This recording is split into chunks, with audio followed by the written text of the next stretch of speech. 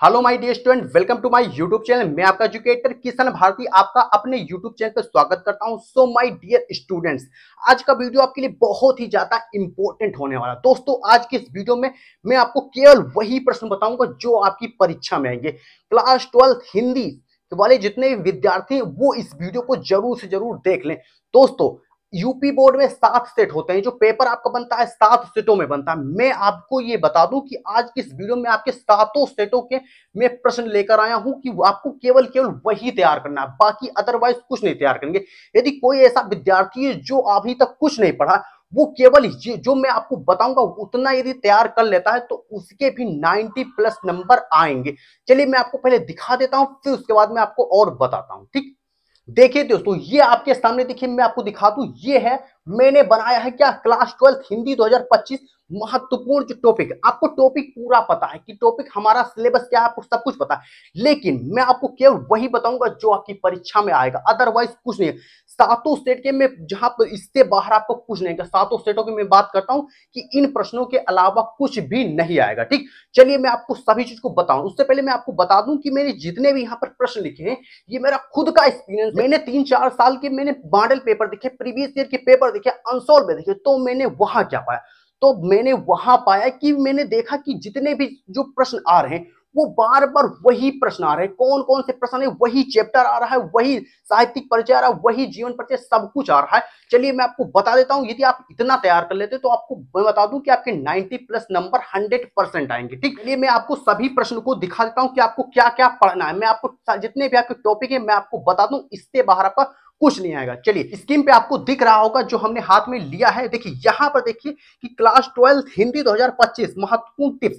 देखिए चलिए सबसे पहले आप यहां पर खंड का पराजय, बाकी अदरवाइज कुछ मत पढ़े। खंड का देखिए क्या, महत्वपूर्ण गद्यांश।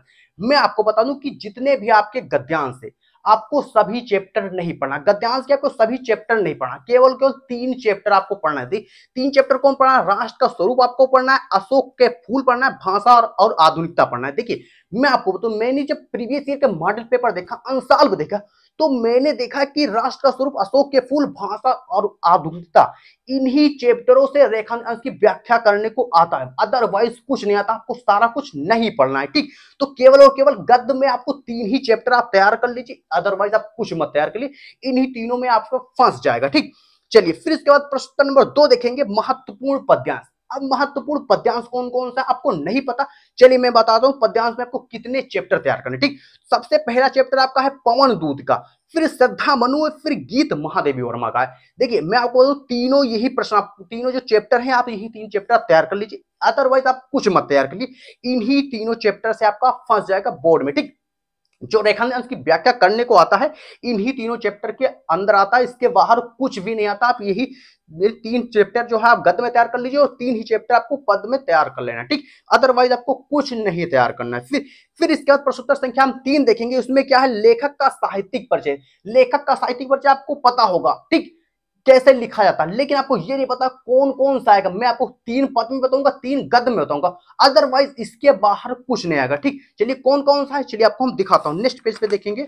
तो देखिए गद्य के लिए जो लेखक का परिचय होता है, लेखक का साहित्यिक परिचय होता है, सबसे पहले आप वासुदेव शरण अग्रवाल का याद कर लीजिए, आचार्य हजारी प्रसाद द्विवेदी का याद कर लीजिए, डॉक्टर एपीजे अब्दुल कलाम का याद कर लीजिए। देखिए मैं आपको 3 ही बता रहा हूं, अदरवाइज यदि आपके पास समय पर्याप्त है तो हरिशंकर परसाई का आप एक बार सरसरी निगाहों से देख लीजिए, लेकिन मैं आपको बता दूं कि आप 3 याद करेंगे, वासुदेव शरण अग्रवाल, आचार्य हरि प्रसाद द्विवेदी, एपीजे अब्दुल कलाम, तो इन तीनों में ही आपका फंस जाएगा, इसके बाहर कुछ नहीं आएगा, आपके 5 नंबर मिल जाएंगे। ठीक, अब कवियों का जो साहित्यिक परिचय, उनमें किसका किसका याद करना है, तो यहाँ पर जयशंकर प्रसाद का याद कर लीजिए, महादेवी वर्मा का याद कर लीजिए, मैथिली शरण गुप्त का याद कर लीजिए। देखिए मैं आपको यहाँ पर 3 ही बताऊंगा, 3 ही आप याद कर लीजिए, तो समय आपके पास है तो सचिनानंद, हीरानंद, वात्स्यन, अज्ञान का आप याद कर लीजिए, अदरवाइज मत याद करिए। ठीक, इन्हीं 6 में आपके फंस जाएंगे, आपके 10 नंबर आपको 100% मिल जाएंगे, इसके बाहर आपको कुछ भी नहीं तैयार करना है। ठीक, चलिए फिर इसके बाद देखेंगे प्रश्नोत्तर संख्या 5।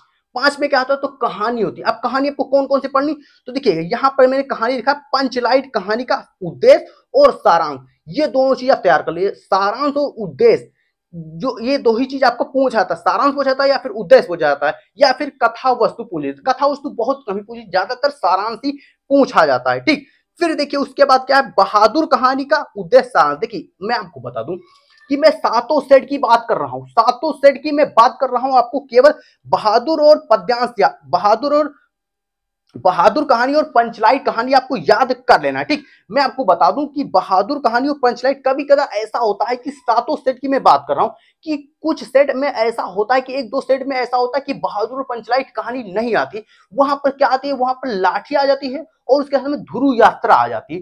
तो मैं आपको बताता हूं कि पंचलाइट बहादुर आप 100% तैयार कर लीजिए। ठीक, ये मानिए कि ये 100% आएंगे, लेकिन इसके साथ में आपको जो है वो ध्रुव यात्रा कहानी वो भी आपको तैयार कर लेनी है। ठीक, चलिए फिर इसके बाद नेक्स्ट हम प्रश्न देखेंगे। सात सात क्या है, खंड काव्य। अब खंड काव्य में क्या होता है कि ये जिला वाइज जिसके जिले में जो चलता हो वो तैयार कर लीजिए। ये 100% आता है, ये इससे बाहर कुछ नहीं आएगा, ये 100% आएगा। तो जिसके जिले में जो है वो तैयार कर लीजिए। जैसे रश्मि रथी हो गई, या फिर त्यागपति हो गई, या आलोक वृत्ति हो गई, या फिर लोग आते होंगे मुक्ति यज्ञ हो गई। तो आप इनमें से कुछ आप तैयार कर लीजिए। अब यहाँ पर खंड जो का है खत्म हो जाता है, खंड यहाँ पर खा आता है। खा में क्या पढ़ेंगे, तो खा में क्या होगा, चलिए खंड खा देख लेते हैं। खंड जो का होता है 50 नंबर का होता है, खंड जो खा आता है ये भी 50 नंबर का होता है। ठीक, तो खंड का में क्या है, 9% देखेंगे। संस्कृत महत्वपूर्ण गद्यांश, संस्कृत में महत्वपूर्ण जो गद्यांश है कौन कौन से चैप्टर से आ सकते हैं आपको ये पता होना बिल्कुल जरूरी, क्योंकि 7 नंबर के आता है गद्यांश जो होता है संस्कृत, ये 7 नंबर का आता है। ठीक, तो चैप्टर कौन कौन सा तैयार करना है आपको ये देखिए। संस्कृत का जो पहला चैप्टर है संस्कृत भाषाएं महत्वम, इस चैप्टर को आपको 100% तैयार कर लेना है। ठीक, बहुत ही ज्यादा इंपॉर्टेंट ये चैप्टर आपका है। तो दूसरा चैप्टर आपका महामना मालवीय, ये चैप्टर आप तैयार कर लीजिए। यही 2 चैप्टर आपको तैयार करना है। ठीक, संस्कृत गद्यांश में केवल 2 चैप्टर आप तैयार कर लीजिए, इसमें फंस जाएगा। ठीक, अदरवाइज आप कुछ मत पढ़िए। ठीक,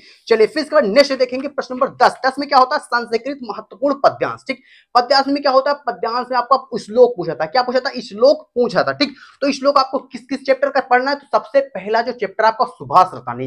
देखिए जो सुभाष रतनानी चैप्टर है ये पूरा चैप्टर श्लोक का है, इसी में से श्लोक 100% आते हैं और कहीं से नहीं आते। ठीक, इसके बाद एक चैप्टर आपका है जातक कथा। जातक कथा इसमें केवल एक ही श्लोक है। ठीक, तो एक श्लोक ये उल्लू वाला एक श्लोक है, आपको पता होगा, पढ़े होंगे। ठीक, तो केवल वो आता है, या फिर आप सुभाष रतनानी, सुभाष रतनानी से 100% आता है। ठीक, तो ये चैप्टर आप पूरा पढ़ लीजिए। ठीक, चलिए फिर उसके बाद प्रश्न नंबर 11 देखेंगे। उसमें क्या है, महत्वपूर्ण मुहावरे और लोकोक्तियां। तो आपको ये पूरा पढ़ लेना। ठीक, जो आपको इंपॉर्टेंट लगे आपको वो पढ़ लेना चाहिए। मेरे आप चैनल पे जाइए, वहां पर वीडियो पड़ी है, आपको वहां पे मिल जाएगी। ठीक, मैं आपको बता दूं, मैं जितना भी यहाँ पर मैं बता रहा हूं आपको कहीं अलग आपको ढूंढने की जरूरत नहीं, सभी इसी चैनल पे वीडियो पड़ी है, प्ले लिस्ट बनी है, या फिर आपको टॉपिक का नाम सर्च लिखिए और पीछे बाई किशन सर, आपको तुरंत वीडियो मिल जाएंगे। ठीक, चलिए फिर इसके बाद हम देखते हैं 12 में क्या है, आपठित गद्यांश। आपठित गद्यांश पद्यांश क्या है, तो इसमें प्रश्न आपको ढूंढ के लिखना होता है, एक ट्रिक से आप लिख सकते हैं, आप वहीं पर आप सॉल्व कर देंगे। देखिए इसमें क्या होता है, 5 प्रश्न पूछे जाते हैं, सॉरी इसमें 3 प्रश्न पूछे जाते हैं, 5 नंबर के होते हैं। ठीक, तो पहला दूसरा जो प्रश्न होता है ये 2 अंक का होता है, बाकी तीसरा प्रश्न 1 नंबर का होता है। ठीक, तो इस तरह से आपका पूछ लेगा, आपको यहाँ पर कर देना, आपको वहीं से ढूंढ के लिख देना। ठीक, फिर इसके बाद आता है शब्द युग। जो शब्द युग में आपको ये पढ़ लेना। फिर इसके बाद शब्द अर्थ ये आपको पढ़ लेना। ठीक, वाक्य संशोधन, देखिए वाक्य में त्रुटि मार्जिन जो शब्द होते हैं ये आपको करना है। ठीक, चलिए इन सभी की एक ही वीडियो में ही पढ़ी है, आप देख लीजिए, वहां का काम हो जाएगा। ठीक, फिर आता है रस छंद अलंकार। देखिए आपको रस कौन पढ़ना है, छंद कौन पढ़ना है, अलंकार कौन पढ़ना, इन जितने मैं रस बताऊंगा इनके अलावा आपको कुछ नहीं पढ़ना। देखिए रस बहुत सारे, लेकिन आपको केवल इतनी यही रस पढ़ना है। ठीक, तो आपको हास रस पढ़ना है, करुण रस पढ़ना है, वीर रस, यही 3 रस आपको पढ़ना है। ठीक, श्रृंगार आप मत पढ़िए, हास पढ़िए, करुण पढ़िए, वीर रस पढ़िए, 3 रस में आपको फंस जाएगा, इसके बाद आपको नहीं पढ़ना है। ठीक, छंद कौन सा पढ़े, छंद में आप कुंडलिया पढ़ लीजिए, दोहा पढ़ लीजिए, 2 ही छंद आप पढ़िए, कुंडलिया पढ़ लीजिए, दोहा पढ़ लीजिए, और अगर आप ये एक और याद कर सकते हैं तो चौपाई आप याद कर लीजिए, अदरवाइज मत याद कीजिए। ठीक, चलिए फिर अलंकार क्या, उत्प्रेक्षा अलंकार है, उपमा अलंकार पढ़ लीजिए, रूपक अलंकार पढ़ लीजिए, यमक पढ़ लीजिए, अनुप्रास अलंकार। 4 से 5 जो जितने मैंने अलंकार आपको बताया यही आपको अलंकार पढ़ना। देखिए मैं आपको ये बता दूं कि इसी चैनल पे रस छंद अलंकार की मेरी वीडियो पड़ी है, आप वो वीडियो देख लीजिए, उसके अलावा आपको कहीं और पढ़ने की जरूरत नहीं पड़ेगी, 6 अंक आपको वहीं मिल जाएंगे। ठीक, चलिए फिर इसके बाद प्रश्न देखेंगे आपका नाम 19 में क्या होता है, अलंकार। देखिए अलंकार, सॉरी ये अलंकार तो हो गया। 20 देखते हैं, पत्र लेखन। देखिए पत्र लेखन में बताऊंगा कि मैं 7 सेट के पत्र लेखन बताऊंगा, 7 सेट के मैं पत्र बताऊंगा। ठीक, चलिए देखिए यहाँ से 4 से 6, हाँ मैंने यहाँ पर 6 पत्र लिखे हैं, आपको ये 6 पत्र याद करना है। ठीक, मैं यहाँ पर 7 सेट की मैं बात कर रहा हूँ। ठीक, अदरवाइज आपको आपका सारे फंस जाएंगे। ठीक, तो पहला प्रश्न देखिए, पहला प्रश्न आपका क्या है, तो किसी विद्यालय के प्रधानाचार्य को सहायक अध्यापक की भर्ती हेतु एक पत्र लिखिए। ठीक, आपको ये पता आपका बहुत ज्यादा इंपॉर्टेंट। ठीक, फिर किसी बैंक के प्रबंधक को अपने अध्ययन हेतु अल्प ब्याज में ऋण प्राप्ति के लिए आवेदन पत्र। ऋण प्राप्ति आपके लिए बहुत इंपॉर्टेंट है, हर बार पूछा था, ऋण प्राप्ति आपका बहुत इंपॉर्टेंट, आप इसको तैयार कर लीजिए। फिर चलिए, फिर इसके बाद नेक्स्ट देखेंगे। नेक्स्ट हमारा क्या है, चलिए देखिए, विद्यालय में नियुक्ति हेतु प्रबंधक को एक आवेदन पत्र लिखिए। तो ये आपको ये भी याद करना है। ठीक, फिर दूसरा क्या है, अपने गांव अथवा शहर की बिजली समस्या हेतु उचित अधिकारी को एक पत्र लिखिए, ये याद कर लीजिए। फिर देखिए नेक्स्ट क्या है, बैंक प्रबंधक को शिक्षा ऋण के आवेदन के संबंध में एक पत्र लिखिए। फिर नेक्स्ट क्या है, किसी पर्यटन स्थल की यात्रा का वर्णन करते हुए अपने मित्र को एक पत्र लिखिए। देखिए मैंने आपको यहाँ पे 6 से 7 आपके बताए हैं। ठीक, जो मैंने 6 बताया है, यहाँ पर आपको इनके अलावा, देखिए इनके अलावा पर तो आपका पेपर में नहीं पूछेगा, जितने में मैंने बताया इतने में आपको हो जाएगा काम। सातों सेट की मैं बात कर रहा हूं। ठीक, कोई एक सेट की बात नहीं कर रहा हूं, सातों सेट की मैं यहाँ पर बात कर रहा हूं। ठीक, फिर इसके बाद आपका एक बहुत बड़ा महत्वपूर्ण टॉपिक आता है, क्या आता है, निबंध। निबंध जो होता है बहुत ही ज्यादा इंपॉर्टेंट होता है। देखिए निबंध आपको किस किस पे तैयार करना है, चलिए यहाँ पर देख लीजिए। तो आपको पर्यावरण प्रदूषण पे आपको याद कर लीजिए, आतंकवाद की समस्या पे याद कर लीजिए, भारत में बेरोजगारी की समस्या, फिर आजादी का अमृत महोत्सव, नई शिक्षा नीति 2020, गुण दोस्त। ठीक, फिर मेरा प्रिय लेखक, फिर वर्तमान समाज में नारी की स्थिति, विद्यार्थी जीवन में अनुशासन का महत्व, और साहित्य और समाज का संबंध। देखिए यहाँ पर मैंने जितने भी बताए हो, इन इतने को आप तैयार कर लेते हैं तो इनके अलावा आपको कुछ नहीं फंस, आपका कुछ कहीं और से नहीं आएगी। मैं यहाँ पर सातों सेट की मैं बात कर रहा हूँ, मैं बार बार बता रहा हूँ कि मैं सातों सेट का यहाँ पर पेपर बता रहा हूँ। इनके अलावा आपको कुछ नहीं पढ़ना है। मैं आपको जितना बता रहा हूं, मैं आपका खुद का मैं एक्सपीरियंस बता रहा हूं। मैं 3 साल का मेरा एक्सपीरियंस है, मैं आपको वही एक्सपीरियंस से बता रहा हूं।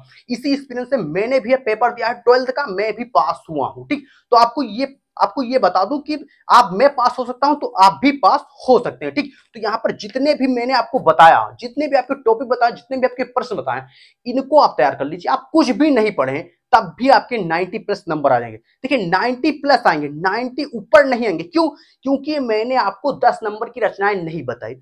रचनाएं आपको कहां मिलेंगी, तो रचनाएं इसी चैनल पर सर्च कीजिए, रचनाएं क्लास 12 हिंदी रचनाएं बाई किशन सर, मेरी वीडियो आ जाएंगी। मेरी कई सारी वीडियो पड़ी हैं, आप सारी वीडियो देख लीजिए, फिर 10 नंबर आपके रचनाएं उसमें मिल जाएंगे। ठीक, अदरवाइज ये मैं जितना बताया आपका 90 नंबर का मैंने यहाँ पर पूरा ये बता दिया। ठीक, जितना मैं बता रहा हूँ 90 नंबर का है, इतना आप तैयार कर लीजिए, फिर 90 प्लस नंबर ये आ जाएंगे, 90 नंबर ये आ जाएंगे, और जो रचनाएं हैं आप रचनाएं मेरी वीडियो देख के वहां से आप याद कर लीजिए, फिर आपके 100 में 100 नंबर आ जाएंगे। ठीक दोस्तों, यदि आज की इस वीडियो से आप कुछ नया सीखे हो तो वीडियो को लाइक कीजिए, और चैनल पर पहली बार विजिट कर रहे हैं तो चैनल को सब्सक्राइब जरूर कर लीजिए। चलिए मिलता हूं आपसे फिर किसी दूसरे बेहतरीन वीडियो के साथ, तब तक के लिए love you, bye bye, take care.